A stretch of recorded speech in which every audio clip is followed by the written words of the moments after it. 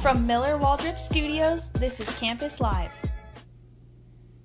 What's up, Campus Live fans, and welcome back to another edition of the Guns Blazin podcast, episode number 18. As always, I'm one of your hosts here in the Miller Waldrop Studios today. But for today's episode, I got Mr. Jordan Godfrey next to me today. Jordan, how are you doing on this beautiful Thursday in Lubbock?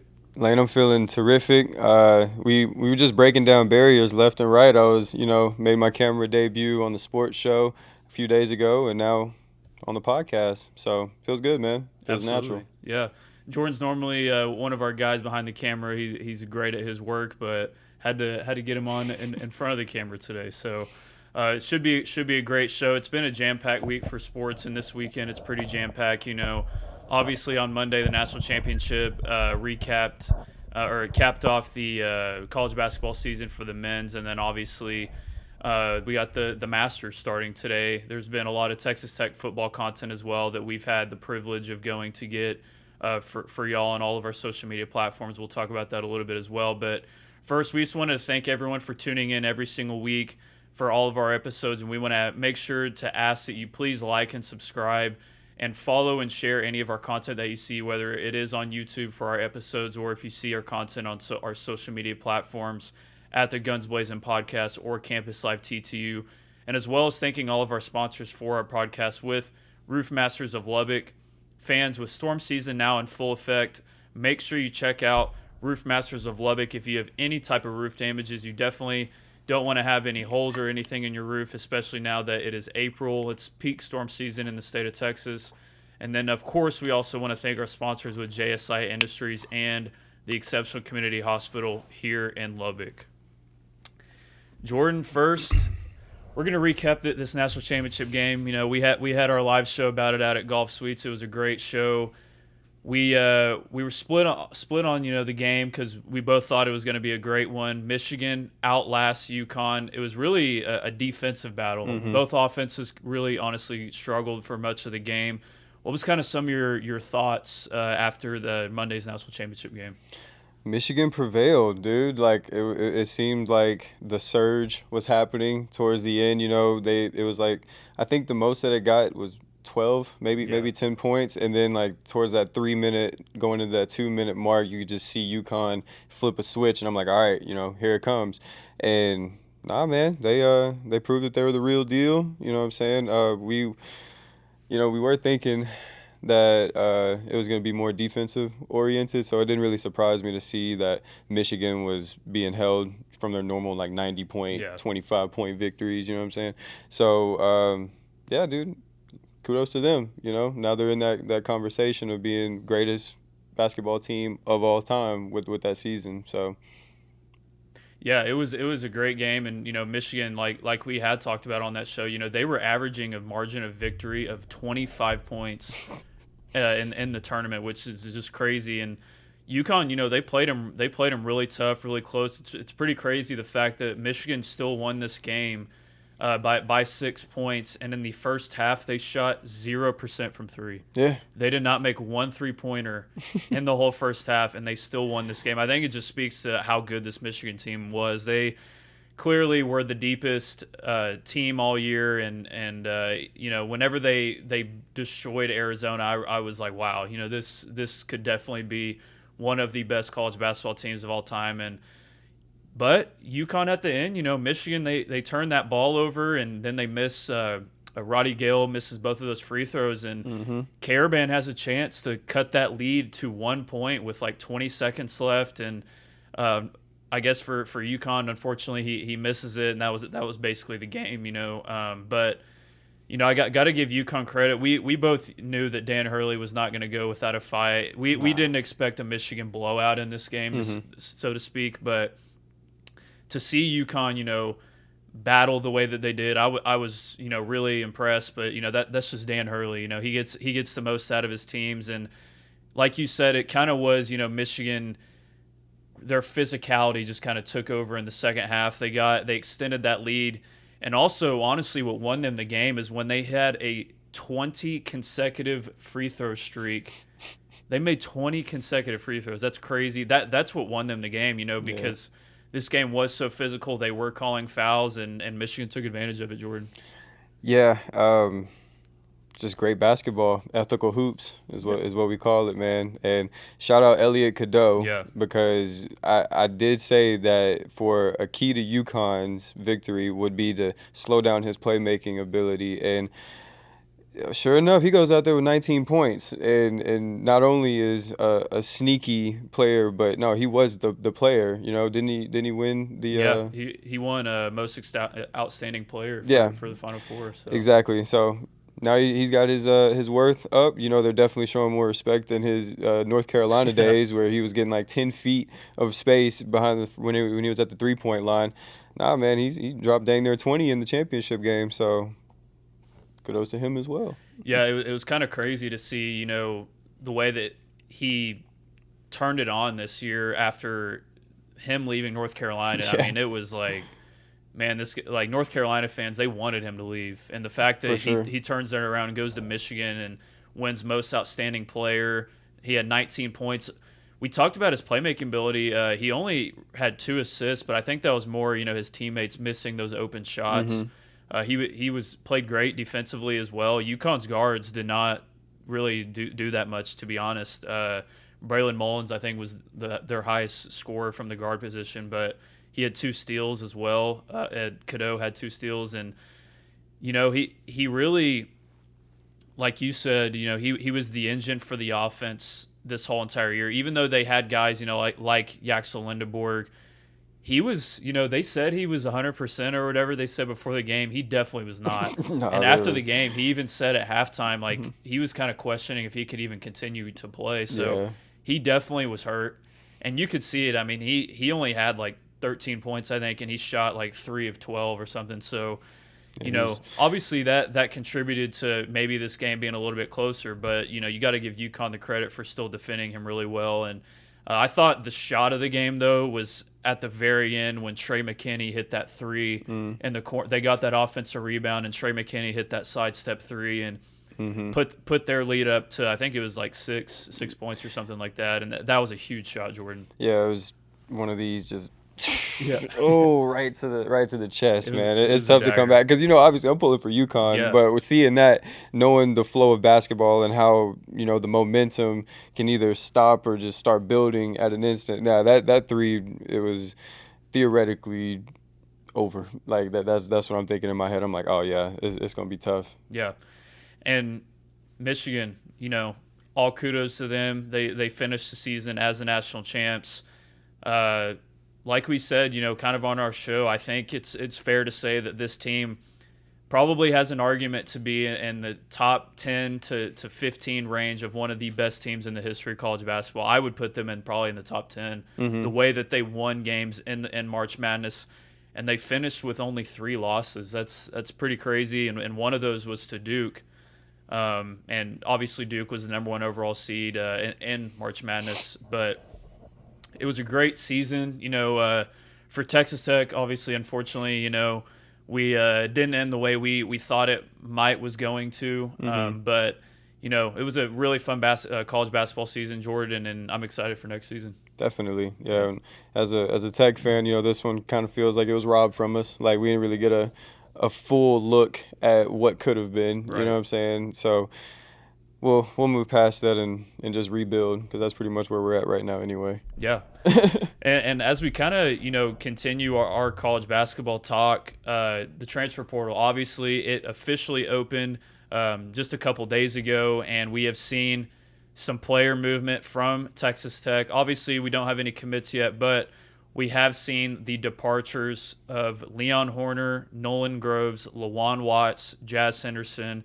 Yesterday, Jalen Petty enters the portal, and then the day before that, Christian Anderson declared for the NBA draft. Obviously, if he for some reason did want to come back to college, he still would have that opportunity to. But sounds like Christian's going to stay in the draft. He should stay in the draft. I don't think, you know, another year really would probably benefit him, honestly. But that's 6 players from this past year that you've already lost, Jordan. Dude, I'm used to trying to figure out, who else is who new is coming to the team in the season. But this is crazy. Yeah. Like, we absolutely have nobody. Everybody just left for real. Yeah. So, this is where I lean back on Grant McCaslin's coaching and his recruiting ability. And, he loves to win, and he can get it however he needs to. Toughest team wins, right? So, I guess we just see what he makes out of it, because we don't have anyone to build with. Yeah, I mean, what's JT's situation? I'm kind of unfamiliar on that one as well. Like, yeah, I mean, think? It sounds like he obviously has the opportunity to come back to school, but we'll see what he ends up deciding. Probably wouldn't be available until conference play, but if the NCAA does pass that 5-for-5 rule, then he would be able to play in conference play and then have an opportunity to come back and also play another season for his 5th year, if they end up passing that rule. But as of right now, I mean, it kind of sounds like the plan might be, if he did come back, maybe he redshirts for next season and then comes back for his 5th year fully healthy. But should be interesting to see. I hope he does come back by conference play. We definitely need him. What do you see happening though? I think he if I were to guess, he probably rehabs this next season. Just because he had his surgery in March, and it was later in March. And I think it's more than likely he would rehab for this next season and then come back completely healthy. But, if they do pass that 5-for-5 rule, he can play both. And I think that would be, obviously monetary-wise for him, that'd probably be the most beneficial, honestly, if that rule were to pass. But I would love to absolutely see him on the squad next year. We don't really know, who we're obviously is going to be on the squad with him next year if he did come back. But, I think it's going to be really interesting to see. We initially were kind of rumored to be in the running for Flory Badunga, but now it kind of seems like he's focusing on some other schools. So we'll have to see how it all goes. Really the only one that has technically a solidified spot next year is Dakari Spear, our potential 5-star freshman that's coming in, and that's just because he's a high school kid. So I don't know. We'll have to see, Jordan. Yes, we will, Blaine. We'll just have to hope for the best on that one. I mean, hey, if it makes anybody feel better, didn't Michigan have 5 transfer starters this year? Okay, so it can be done. Yeah, it can be done for sure in this day and age, and we got a lot to spend. Oh, absolutely. And there are, this year, I think the top end of the portal, right? I mean, already there are so many good players in the portal. I mean, Rob Wright, BYU starting point guard. He dropped like 20 on us, didn't he? He almost averaged 20 points per game this year. Great player. Arizona State center Masamba Diop, he's in the portal. Mustafa Thiem from Cincinnati. I'm just reeling off some Big 12 guys. Obviously, Flory Badunga, his recruitment's not over. Maybe Texas Tech still tries to jump back in it. Yeah. We saw TCU's best player last night jump into the portal, David Punch. He was a really good player in the Big 12 this year. And obviously, like I said, that's just the Big 12. Some guys I'm reeling off my head right now, but really good top-end talent in the portal this year. I think that Grant McCaslin definitely has the money to build a great squad next year and has the players in the portal to potentially build a squad next year. And I would imagine, besides JT, there's hopefully, a couple other players that would come back too. You just never really know, but we'll have to see. Should be in it. I think this is definitely going to be the most interesting portal window of Grant McCaslin's tenure as a head coach, Jordan. Yeah, definitely. Yeah. And that'll kind of take us into our injury report segment.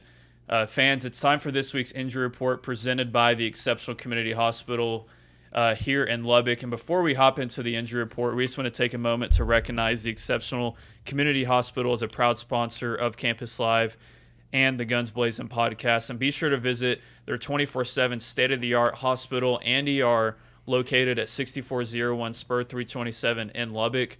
They accept all insurances and have short ER wait times. The the Exceptional Community Hospital is proud to support this week's injury report on the Guns Blazin podcast. Jordan, we don't really have any games as far as, college football and basketball and, any big games, I guess, so to speak. So I thought we could do a fun little segment that kind of ties in to an injury report. What fan base is hurting the most after this past March Madness? For me, it's got to be the Florida Gators. Yeah. I mean, I think you had them going to the Natty, so the expectations were there. And to lose the game the way they did, questionable coaching decisions, and then the guy was left wide open. The Iowa shooter, what I'm saying, in the corner, swished it at the buzzer to win. That hurts, man. Yeah. That's mine big time. And I saw it in person, so I was just like, It was, yeah. I mean, bad. Florida, obviously, like Jordan said, I had them in the national championship, and leaving their best shooter wide open in the corner for three. That was pretty heartbreaking for my bracket. But Florida was in a pretty tough region, though. I mean, they would have had to play Nebraska, right, after? Or was that who Iowa beat? Yeah, they would have had to play Nebraska, and then eventually, I want to say it would have been I'm trying to think. I want to say it would have been Houston in the Elite Eight. So, I mean, that's a pretty tough region right there for Florida. But to lose in the round of 32, that was a 1 seed, man, that hurt. I thought, and Florida, they were playing such good basketball at the back end of this year. It definitely hurt. But I think what fan base might be hurting the most got to still be the Duke Blue Devils, man. They blowing that lead versus UConn, up 19 points. All the talent they have every single year, and how it went down, man. I mean, dude, that was they had the game won. Shout out to the sound guys in the control room, because the sound of that swish, oh my gosh, was like almost the loudest I've ever heard a swish on live television. Like, I felt that in my soul when it was from like 40 feet. Like, yeah, that is a true dagger, if you will, and a game winner. Like that's crazy. So yeah, and they were also the 1 seed, like you said. So. And they've had, like, arguably the most talented teams in, like, the last 5 to 6 years with no titles to show for it. So, it hurts. It stings. Yeah, I mean, it's – and the fact, too, I think me and Logan talked about it last week, but their last 5 losses, they all were up by at least double-digit points in every single one of them. Obviously, earlier this season, when Texas Tech beat them, they were beating us by, I think, 18 points, 17 points. We come back, win that game. Obviously, they're beating UConn by 19 points. UConn comes back, and when they lost to North Carolina earlier in the season, they were up by, I think, 13 points. To another buzzer-beating three. I mean, gosh. Yeah, someone needs to check on your local Duke Blue Devil fans, because they're probably not going to answer the phone off the rip. They know what's happening. You got to pull up to them and have a sit down and talk them through it, because that's a tough season to move on from. And what probably hurts them the most too is they beat Michigan whenever, and that was only about a month and a half ago, and both squads fully healthy. And if they would have beat UConn, and if they would have beat Illinois, being in that national championship game versus a team you'd already beaten with Yaxel Lindenborg not being 100% healthy, Duke fans would have probably felt really confident going into that game. And, man, they blew it. They would have. Yeah. They would have been. Caden Boozer turned that ball over, man. Should have just held on to it. But that'll kind of wrap up our college basketball talk. We're going to head into some Texas Tech football. We've had the privilege of once again being at every single practice and being at the media availabilities and getting some great information for y'all. And the other day at practice, we got to watch for about 15, 20 minutes, and kind of just wanted to speak on what we've seen. This does have obviously some notes specifically from practice, but it's kind of a combination of what we've seen this whole entire spring. And, I just wanted to say, every single time it seems like me and you go see Brendan Scoresby, I come away impressed every single time. He, I'd actually written about this on Red Raider Sports, but he every single time seems in total control of no matter what he's doing, whether it's a 5-yard hitch to the tight ends or a 50-yard bomb. We saw him throw to Dante Lee Jr. His arm and mechanics, they look the exact same. And man, I just cannot wait to see him in game action this year, Jordan. He looks comfortable out there. Yeah. Like, it's hard not to be impressed and see how the team is rallying around him too. Because if you got a good captain, you know what I'm saying, who's out there, who's confident, who's, talking his mess, going ahead and executing to back it up as well, it's easier to buy into, you know what I'm saying? So it's been a privilege to go out there and watch him, and I think he's going to continue to excel and pick up right where he left off. He's one of the most sought-after quarterbacks in the portal for a reason. So to see it actually come through, and for it to be for our Red Raiders, you know what I'm saying? It's just more of a plus. Yeah, and we really, this whole entire offensive group, seeing the running backs, obviously Cam Dickey and Jacoby Williams, they return. Quentin Joyner hasn't quite returned yet, but we've heard some really positive feedback from Garrett McGuire, our running back coach, about Ashton Ace Rowden, the freshman, the 18-year-old, just came in January. Seems like he's already kind of starting off with the twos, getting a lot of reps there. And Coach Garrett McGuire, he had very high things to speak about him already. And it's only been a couple months that he's been on campus. This running back room should no doubt be in the argument for I think a top 3 to 5 running back room in the whole entire country, Jordan. It's really exciting. When they split off, and the practices are really organized, real clean cut. They got the segment system going on. So when we break off to get the pictures and videos of these guys, I go over to the running backs most of the time, and they're dicing it, man, just cutting in between the cones, and it just looks like a well-oiled machine. And it's not just those 3 guys, it's the ones behind them as well that are holding their own. You know what I'm saying? So I agree with you. Definitely some good production coming out of the running backs. Yeah, and they've kind of talked about this offseason too. Coach Joey McGuire has said that they might try to use Jacoby as that Malachi Toney type of role that we saw with Miami last year, getting him some more passes to catch, maybe even as kind of like a slot receiver, because Jacoby originally started off as a receiver, transitioned over to running back, so he obviously has that ability. Great pass catcher out of the backfield. I'm really excited for that running back room. But man, I think on the offensive side, we see it every single practice. Micah Hudson, man, every single time we see him out there, he looks like the potential wide receiver 1 of this whole entire team. And we saw him make a great catch on the sidelines at practice too, and every single time we're out there, he just looks like he's confident, like he's fully healthy from last season. And man, I cannot wait to see him in real game action this year, Jordan. Dude, Micah Hudson is the wide receiver 1. Yeah. I'm looking at his moxie. I'm looking at how he's running his routes. I'm looking at the chemistry between him and Scoresby. It's like peanut butter jelly. Any combination you can think of that's just harmonious, you know what I'm saying, that's them. And that's just like quarterback to wide receiver 1 connection. I can see it happening. And what makes me feel better is that there's still a little bit of debate, meaning the other guys competing are worth the title too. Absolutely. So whenever defenses lock in on Hudson, because it's bound to happen, other guys are going to step up, and it's going to be like, oh crap, they're a threat too.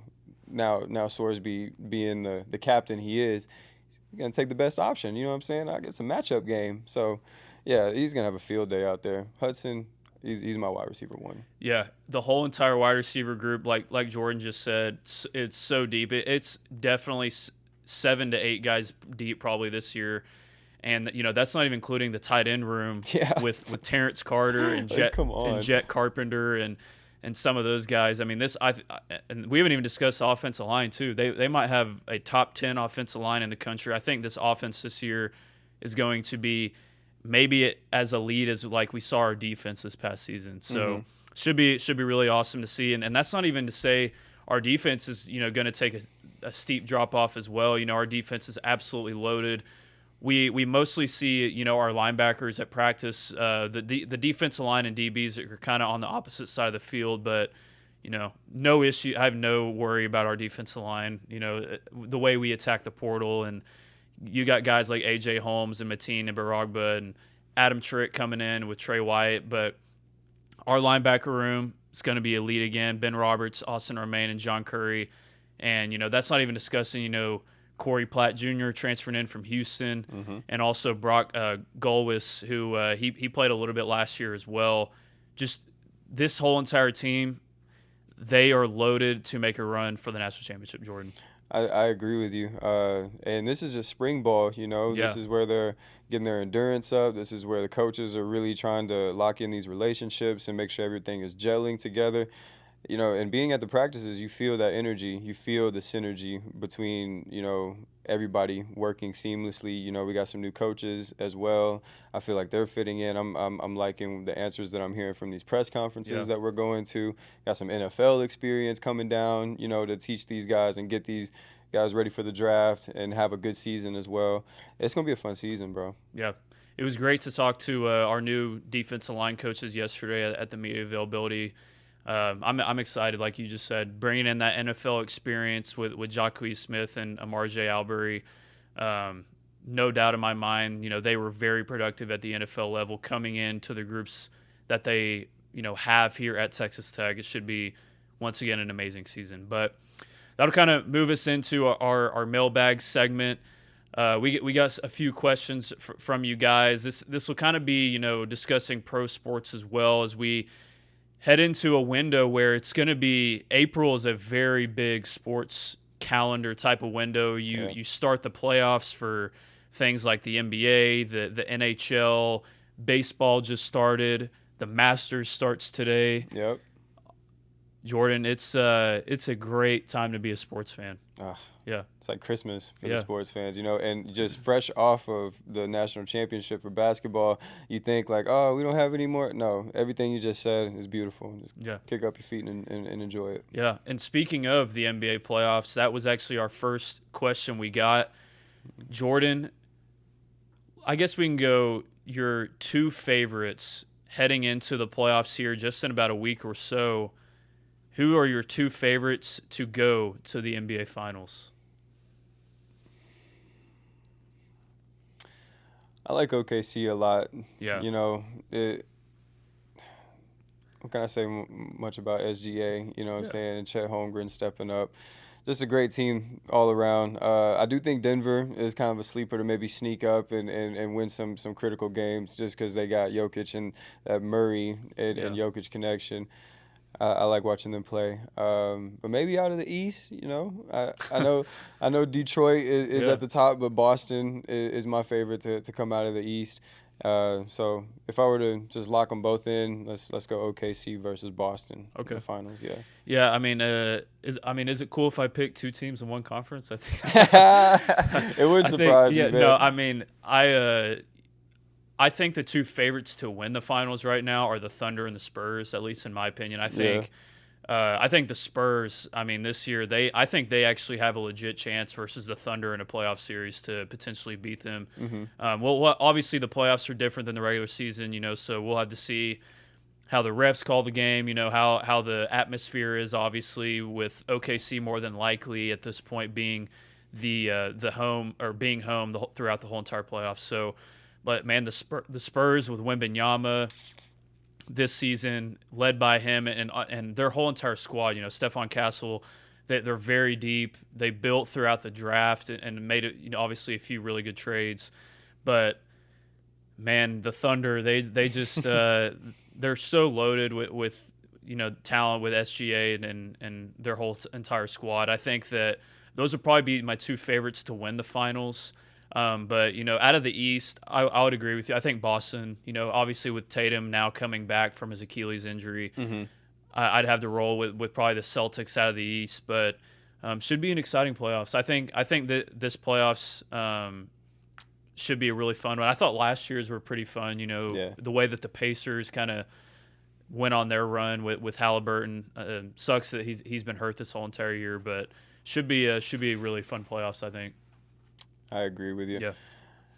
And then as we kind of go back to our Texas Tech football discussion, who's going to have more success in 2026 in this season, the offensive line or the defensive line? I can tell you what I want to happen. I can tell you what I think is going to happen. Okay, yeah. I think the defensive line is going to have more success. Yeah, and I do want to see Sorsby have some time back there. Yeah. You know, I want to see him just have time to operate, and I want to see just gaping lanes for the running backs to run through and push on to the linebackers and get some pancakes out there too. Like that's what I want to see. Yeah. But, you know, it's really hard to like fully execute. So I would say the defense will have more. Yeah. What about you? I'd probably have to agree. You know, I think the offensive line is going to be even better than they were last year, though. Returning guy, obviously, you return two of the best tackles in the country. I think you will have the best tackle room in the whole entire Big 12. I think that's really not an argument. And you return Sheridan Wilson at center. Having Hunter Zambrano come back from injury too. We lost him to a back injury last year. And then bringing in a guy like Jordan Church from Louisville, he was one of the best run blockers in the whole entire country last year. I think our offensive line is going to be phenomenal this year. But I think I'd probably have to agree with you. I think our defensive line, having a guy like A.J. Holmes, he's an All-American. Bringing a guy in like Mateen, he has the potential to be an All-American. And I think Adam Trick and Trey White both. I think really Adam Trick has a potential to be a guy like a David Bailey this past season. He plays differently, obviously. He's kind of more like a Max Crosby type of edge player. I think our defensive line is going to be top 5 once again this year, Jordan. Yeah, and we hear those names being echoed by the coaches as well. When we had our press conference the other day, they're harping on those guys a lot, and they're expecting a lot from them too. So you know, when you got that combo, you can expect to see some major jumps and some good play. Yeah, and you know the defensive line group that we're seeing right now, that's not even including 5-star LaDamian Guyton, who will join the team in the summer as well. So crazy. Just an absolutely loaded defensive line room. Keep them rolling in. Yeah, just keep them rolling in every single year. And our next question, we obviously were discussing the Masters. It's already kicked off this morning. Jordan, we have a Texas Tech guy is one of the favorites in Ludwig, but who is your favorite to win the Masters this year? Tiger Woods. I wish. Yeah. It would be a perfect script, you know. Yeah. He's got so much against him right now, and he just picks up a club. No, I'm playing. Yeah. You know, I would like to see Ludwig represent for Texas Tech. It's not even a long shot to say, you know what I'm saying? You said he's one of the favorites. I like Fleetwood though. Tommy Fleetwood. I like Fleetwood a lot. I actually picked him in a little March Madness pool. To him and Cam Young, they're kind of have the similar odds to win this thing. I agree with you. I'll roll with Tommy, and he's actually started off today shooting really well. Now I do hope that Ludwig has a great tournament as well. I hope that he does win. You know, for Texas Tech, and you know he plays so well, and then it seems like kind of in that last day, his putting and his short game has kind of fallen apart in some moments in his career. I think that when he finally, gets over the hump, that's when you'll see him maybe even become, world number one, where he wins 2 or 3 majors in a season. But should be a really, really phenomenal Masters. Last year, obviously Rory winning was cinematic. He never won, and gets that Grand Slam. That was great to see, but man, it should be a great Masters, Jordan. Yeah, I mean, how old is Ludwig? He's in his 20s. I don't know exact age. I don't think he's older than like 27. Yeah. You know what I'm saying? So it's like, dude, golf isn't like that physically taxing sport as like the other ones out there. So you can age like wine out there on them greens, dude. Yeah. So he's got time. He's got He'll pull it his together. best golf is still ahead of him For sure. Yeah, For sure. And he's already played like he's already one of the favorites. So yeah, it's inevitable at this point. So. Yeah. And obviously, too, you know, with the NHL playoffs are coming up, it'll be great to see the Stars. I'm a big Stars fan, so it'll be great to see them. They'll be playing the Minnesota Wild whenever the NHL playoffs start here in about next week or so. So NBA playoffs and NHL playoffs here starting in about a week, too. And then, you know, the Masters are starting today. So I'm ready for it. Yeah. And then obviously, you know, this weekend, make sure to watch, you know, Texas Tech softball and Texas Tech baseball. They'll have both of their respective series. Got to shout out, you know, the softball team. You know, one of our guys, Logan, he is he's a contributor for them. So we got to shout them out. And they were the consensus #1 team in the country this year. This week, 3 out of the 4 major polls put them as the #1 team in the country, Jordan. Give us back our friend, Texas Tech softball. We haven't seen Logan in so long. I miss him. You know what I'm saying? I miss you, Logan. Like, come on, man. You got me sitting in your spot. You know, it feels wrong, bro. They got to come back. No, but big shout out to them. They're doing their thing. Texas Tech baseball is actually surpassing our expectations this year. Yeah. So, you know, good to see them doing their thing. And softball, you know what I'm saying, keep the momentum rolling. We want to, you know, we're really – our expectations, like, we're just ready for that natty game at this point. Call us spoiled, but I mean, we're loaded. We did what we had to do to get back to where we are. You feel me? So, you know, I don't feel bad about saying that. Yeah, unfortunately, you know, we probably won't see Logan for much of this April. They're going to be gone for a very long. They're on the road for, I mean, like 3 weeks, I think. So They'll be on the road for a while, but you know it'll be great to see them. You know, I would say probably at 99% that they will host a regional here in Lubbock. It'll be great to be able to go out there and cover them and see just the phenomenal team that we put together this offseason. But you got anything more about softball or baseball, Jordan? Nah, just keep the train rolling. Yeah, that's what I got. Yeah. And that'll kind of wrap things up here today in the Miller Waldrop Studios. Thank you, fans, once again for tuning in to another episode of the Guns Blazin podcast. And once again, make sure to follow, like, share, and subscribe to wherever you are seeing our content on Campus Live or the Guns Blazin podcast, as well as thanking all of our sponsors once again for their continued support of Campus Live and the Guns Blazin podcast. Jordan, I had a really fun time with you today. And lastly, remember that Campus Live is your one-stop news source for all things Texas Tech and Lubbock. Wreck 'em. From Miller Waldrop Studios, this is Campus Live.